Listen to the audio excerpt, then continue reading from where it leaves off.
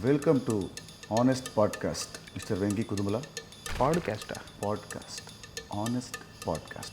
Okay.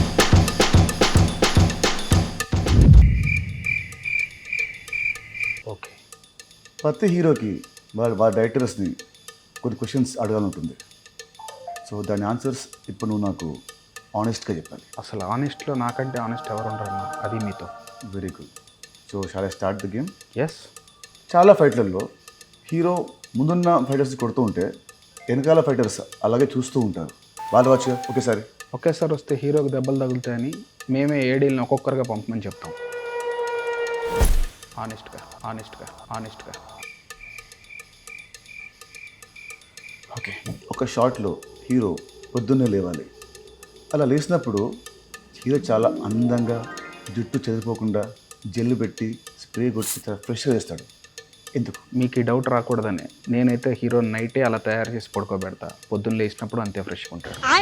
ఆనెస్ట్గా. Good answer. Thank you.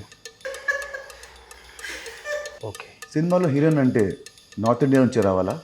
ఎందుకు? ఇలాంటి question అడిగే రోజు వస్తేనే నేను ఇప్పటిదాకా సౌత్ ఇండియన్స్ని పెట్టుకున్నా.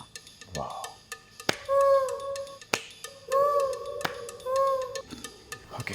క్లైమాక్స్లో శుభం కార్డ్ వేయడం ఎందుకు ఆపేశాను? రిలీజ్ అయ్యాక తెలిసేది అది శుభమా అశుభమా అని.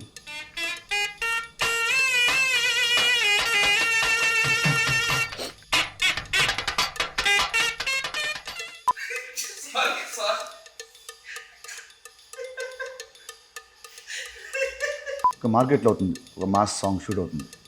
హీరో వస్తాడు, సడన్గా స్టెప్స్ ఇస్తాడు.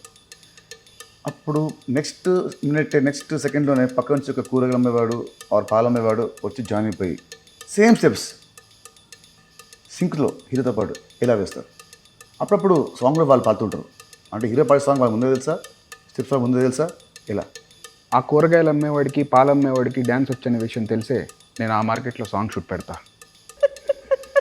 ఓకే. అసలు ఈ పాడ్కాస్ట్ దేనికోసం? మన రాబిన్ హుడ్ కోసం.